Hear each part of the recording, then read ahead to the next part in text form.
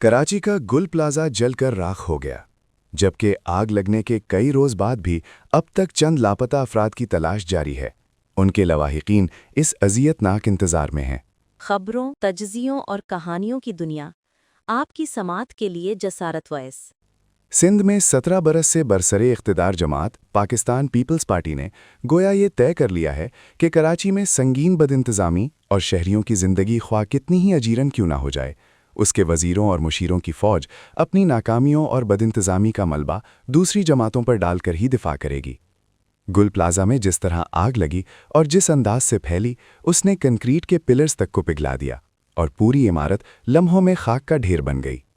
इस सानेहे ने फिल्मों की याद ताज़ा कर दी, जिनमें अंडरवर्ल्ड की कहानियां दिखाई जाती हैं, जहां बिल्डर और लैंड माफिया की ईमा पर बस्तियों की बस्तियां जलाकर राख कर दी जाती हैं, ताकि ज़मीन खाली हो और उस पर कसीरुल मंजिला प्लाजे तामीर करके अरबों कमाए जा सके। सीसीटीवी फुटेज से इस बात की तस्दीक होती है कि मार्केट में रात 10:30 बजे के करीब आग लगी, जो देखते ही देखते फैलती चली गई। आग इस कदर तेज़ी से फैली कि इमारत में मौजूद अफराद को बाहर निकलने का मौका भी न मिल सका। अगर गुल प्लाजा में आग की वजूहात का जायज़ा लिया जाए और जिम्मेदारी का तयन किया जाए, तो सबसे पहली जिम्मेदारी प्लाजा के दुकानदारों की अंजुमन पर आयद होती है। अंजुमन हर माह 1200 दुकानदारों से 1500 रुपये वसूल करती थी, यानी हर माह 18 लाख रुपए प्लाजा की मरम्मत और तज़ीनो आराइश के लिए जमा होते थे। लेकिन सवाल ये पैदा होता है कि ये रकम कहाँ खर्च की जाती रही, जब कराची के मसरूफ़ करीन इलाके में वाक़ई ये तिजारती मरकज़ इस हाल को पहुँच चुका था कि इसकी इलेक्ट्रिकल वायरिंग तारों का एक ख़तरनाक गुच्छा बन चुकी थी और मुकम्मल तौर पर खस्ता हाल थी, मगर इसकी मरम्मत पर कोई तवज्जो न दी गई। फिर बेसमेंट, जो बज़ाहिर पार्किंग के लिए मुख्तस थी, वहाँ भी दुकानें बना दी गईं। गुल प्लाजा जिनेवा सेंटर की तामीर 1980 की दहाई में हुई, जिसके लिए कराची बिल्डिंग कंट्रोल अथॉरिटी ने 1998 में इजाफी तामीर की इजाज़त दी। 2003 में गुल प्लाजा में मज़ीद दुकानों को रेगुलराइज़ किया गया। वज़ीर आला सिंध सैयद मुराद अली शाह ने तस्लीम किया कि असल में सिर्फ 1017 दुकानों की मंजूरी दी गई थी, जबकि प्लाजा में 1200 दुकानें मौजूद थीं। लेकिन यहाँ सवाल ये भी है, क्या सिर्फ इजाफी दुकानों की वजह से तबाही हुई? गुल प्लाजा में आग बुझाने की सहूलतें नाकाफ़ी थीं, ये हकीकत है।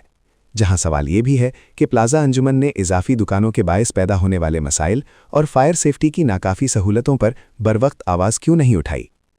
कसीरुल मंजिला इमारतों के लिए बैनुल अक़वामी मयारात इस बात का तकाजा करते हैं कि इमारतों के मालिकान आग से बचाव के जामे हिफाजती इक़दामात करें, जिनमें फ़ाल फायर फाइटिंग आलात की तनसीब, वाज़े और काबिल रसाई हंगामी रास्ते, फायर अलार्म, आतिशगीर मवाद की मुनासिब देखभाल और गुंजाइश से ज़्यादा अफराद की मौजूदगी से गुरेज शामिल है। अगर ये इक़दामात मौजूद हों तो आग की शिद्दत में 95% तक कमी लाई जा सकती है। अगली जिम्मेदारी पीपल्स पार्टी के कराची के मेयर पर आयद होती है, जो सानेहा गुल प्लाजा के 23 घंटे बाद जाए हादसा पर पहुंचे, जो हर सूरत मुजरिमाना गफलत के ज़ुमरे में आता है। और सिंध बिल्डिंग कंट्रोल अथॉरिटी के हुक्काम और अफसरान भी उतने ही जिम्मेदार हैं। Building code of Pakistan fire safety provisions 2016 में बुलंदोबाला इमारतों के लिए कवानीन तो मौजूद हैं, मगर इन पर ना अमल होता है और ना ही मुअस्सर निगरानी की जाती है।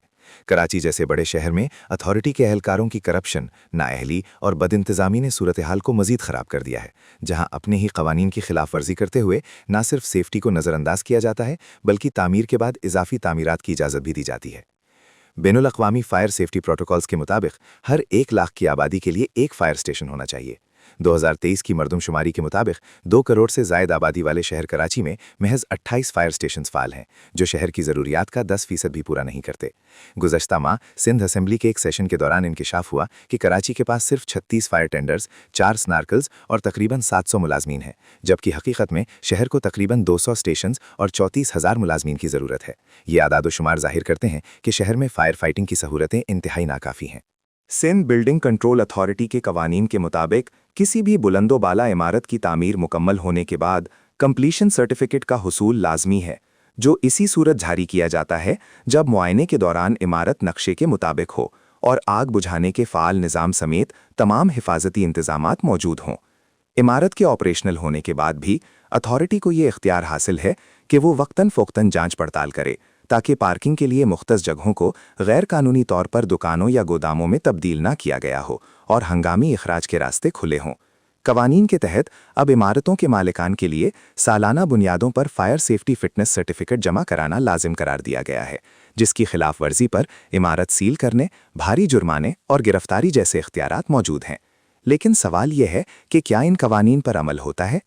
2024 کی ایک فائر سیفٹی رپورٹ کے مطابق کراچی کی بلند عمارتوں کے ایک سروے میں 260 عمارتوں میں سے صرف 6 عمارتیں فائر سیفٹی کے معیار پر پوری اتریں۔ اس کے باوجود شہر کے ذمہ دار ادارے خاموش رہے اور شاید آئندہ بھی خاموش ہی رہیں گے۔ بلند و بالا تجارتی مراکز اور مارکیٹوں میں آگ اور دیگر حادثات کا خدشہ پورے ملک میں اس لیے موجود ہے کہ فائر سیفٹی کی سہولتیں ناکافی ہیں اور پرانی و نئی مارکیٹوں میں الیکٹریکل وائرنگ خطرناک حد تک ناقص ہے، جو کسی بھی وقت بڑے سانحے کا سبب بن سکتی ہے۔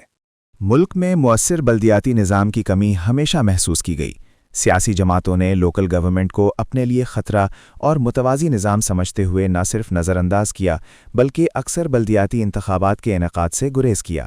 اس کی ایک بڑی وجہ یہ بھی ہے کہ اگر گلیوں، نالیوں اور سڑکوں جیسے ترقیاتی کام بلدیاتی اداروں کے حوالے ہو جائیں تو ارکان اسمبلی اور سینیٹروں کے ہاتھ سے اربوں روپے کے ترقیاتی بجٹ نکل جائیں۔ حالانکہ مؤثر بلدیاتی ادارے ہی شہری سہولتوں اور حفاظتی انتظامات کو یقینی بنانے کا واحد حل ہیں۔ حد تو یہ ہے کہ وفاقی وزیروں اور مشیروں نے گل پلازہ کی آگ کو 18ویں ترمیم کی ناکامی سے جوڑ دیا اور سارا ملبہ اسی ترمیم پر ڈال دیا۔ صورتحال کا تقاضا ہے کہ سانحہ گل پلازہ کے تمام ذمہ داروں، بالخصوص انجمن کے عہدیداروں اور ان سرکاری اہلکاروں کو جن کی ذمہ داری ہنگامی حالات میں فوری اقدامات کرنا تھی، نہ صرف گرفتار کیا جائے بلکہ ان کے نام ایگزٹ کنٹرول لسٹ میں بھی شامل کیے جائیں تاکہ وہ ملک سے فرار نہ ہو سکیں۔ اس کے ساتھ ساتھ ایک مشترکہ تحقیقاتی ٹیم JIT تشکیل دی جائے تاکہ اس بدترین سانحے میں ملوث افراد کی نشاندہی کر کے ذمہ داری کا تعین کیا جا سکے اور آئندہ ایسے واقعات کی روک تھام کے لیے ایک مثال قائم کی جا سکے۔ میاں منیر احمد، جسارت ڈیجیٹل، اسلام آباد۔